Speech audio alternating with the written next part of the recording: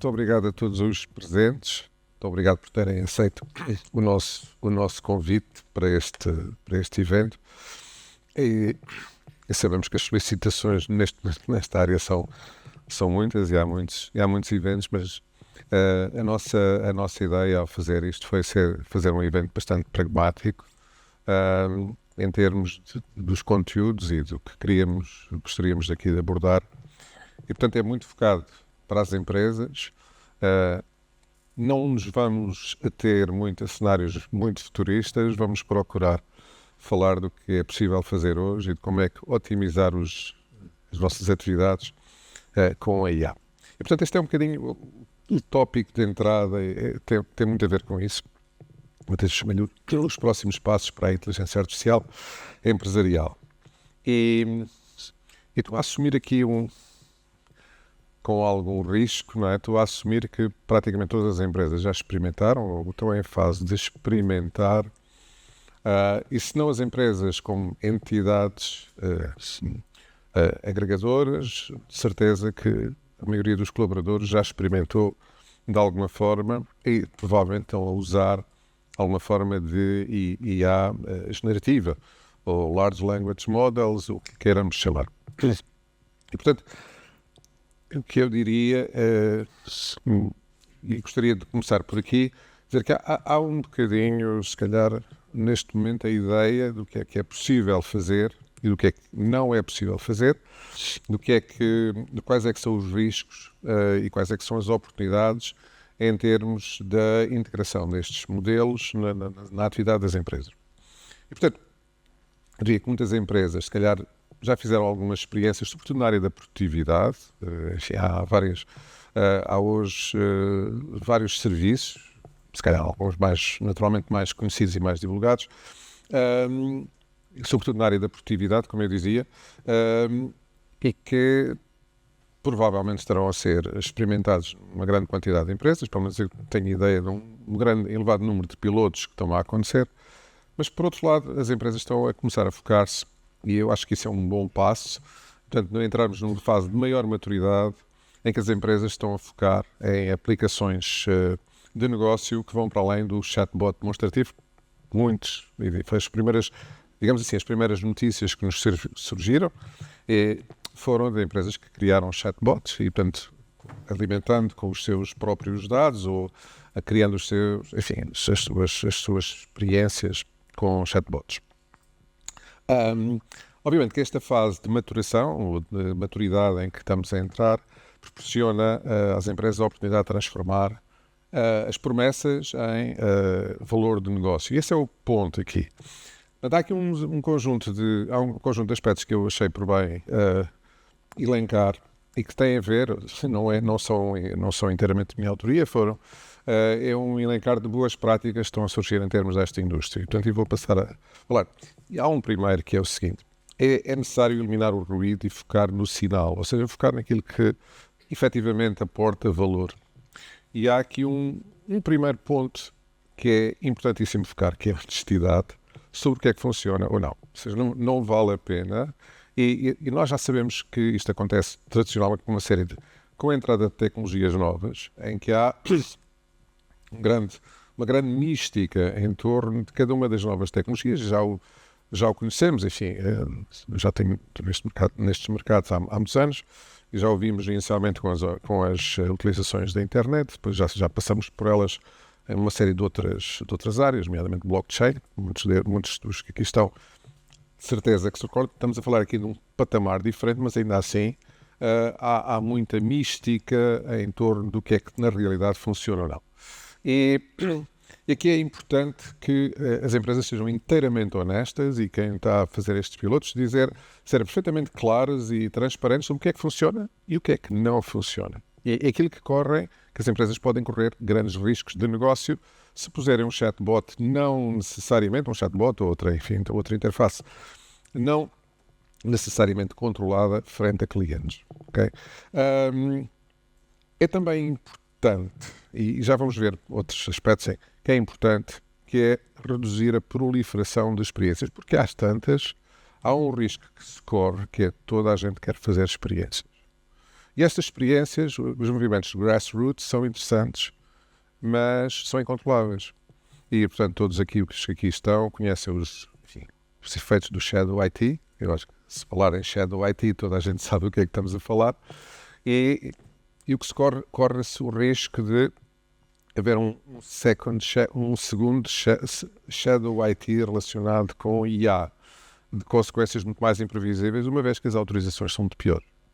Portanto, é fundamental que exista desde o início uma preocupação com a integração eficaz das peças.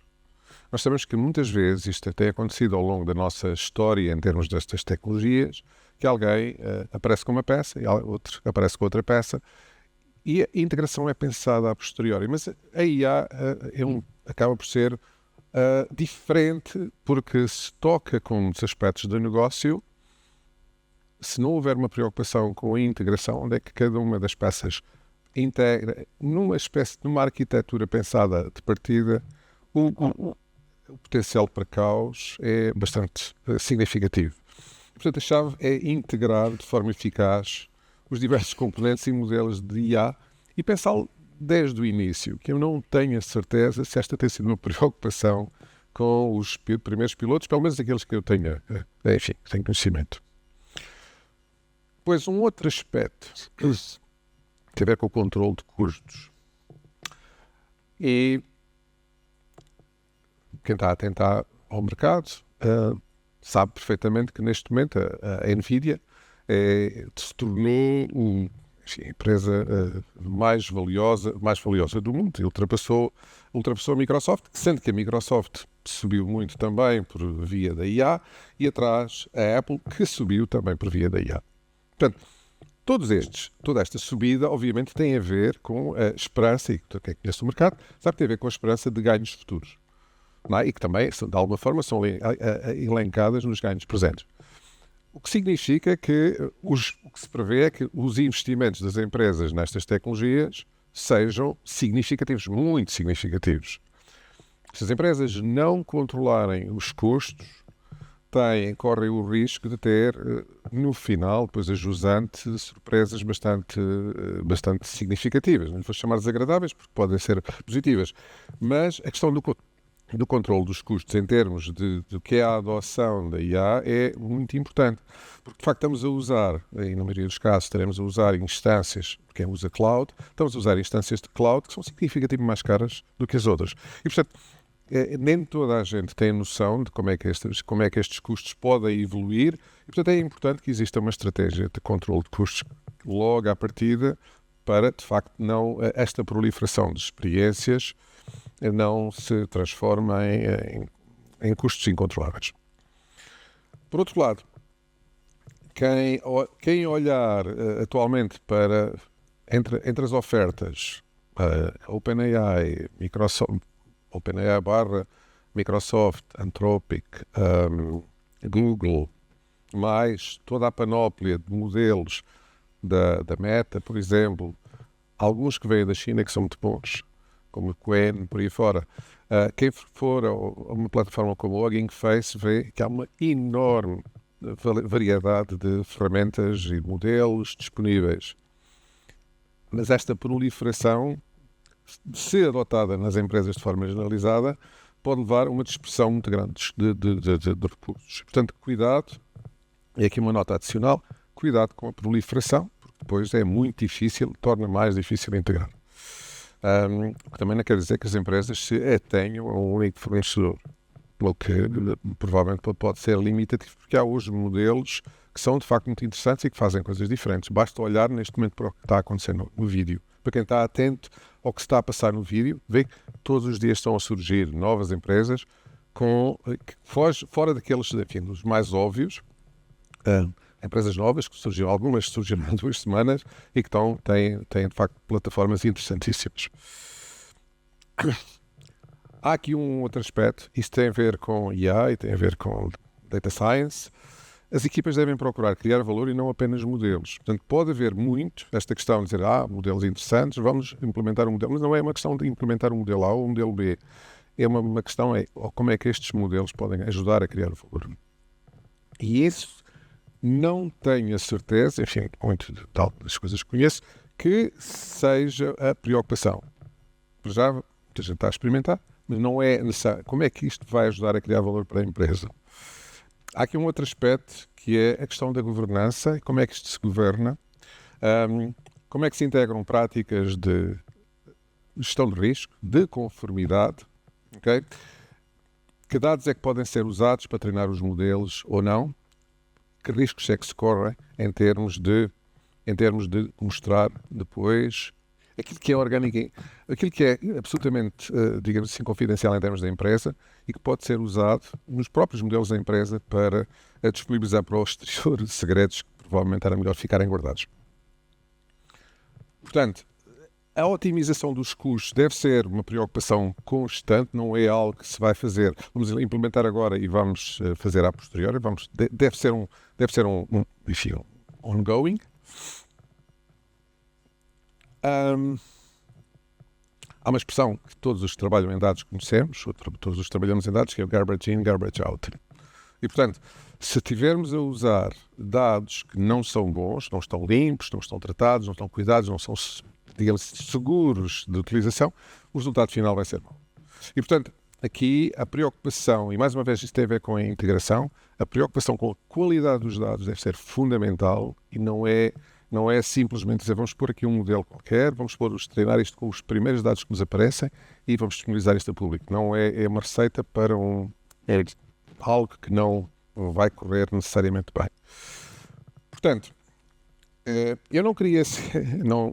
eu, como disse, a nossa aproximação aqui é pragmática e ao longo desta sessão vamos ser bastante pragmáticos em termos de que estamos a falar de serviços empresariais, as empresas obviamente vão ter que investir, vão ter que tirar benefícios e, portanto, o objetivo aqui era chamar a atenção para alguns pontos que são importantes e que começam a ser neste momento as balizas que, em termos, enfim, quem se preocupa com isto no dia-a-dia e quem está nestas áreas no dia-a-dia tem. E, portanto, era este ponto que eu gostaria de chamar a atenção. Portanto, só fazer aqui um resumo final. Portanto, enfrentar as verdades difíceis, ser pragmático, ser verdadeiro, ser honesto em termos do que é que está de facto a resultar ou não. Preocuparmos com a integração dos serviços e não iniciativas espúrias. Manter o controle rigoroso dos custos, não é? E procurar ser um ritmo da empresa. Ser controlados em termos da proliferação de ferramentas e infraestruturas. Vamos experimentar tudo o que há. Provavelmente não será necessariamente a melhor ideia. Há aqui um aspecto, e vamos abordar esse aspecto ao longo ao longo do dia, que tem a ver com a criação das equipas. Que equipas é que podem ser e quais é que são as capacidades das equipas para gerir este tipo de projetos? E têm que ser multifuncionais, não estamos a falar só de equipas de IT ou de equipas, enfim, com especialistas de dados, mas têm que ser integrar pessoas das áreas de negócio obrigatoriamente. Okay? E, finalmente, implementar uma gestão de dados robusta. Se ela ainda não existir, é urgente que passe a existir das atentas empresas. Isto era só o pontapé de saída e vamos abordar muitos destes temas e outros, obviamente, ao longo desta manhã. Agradeço a vossa atenção e vamos continuar já de seguida. Muito obrigado.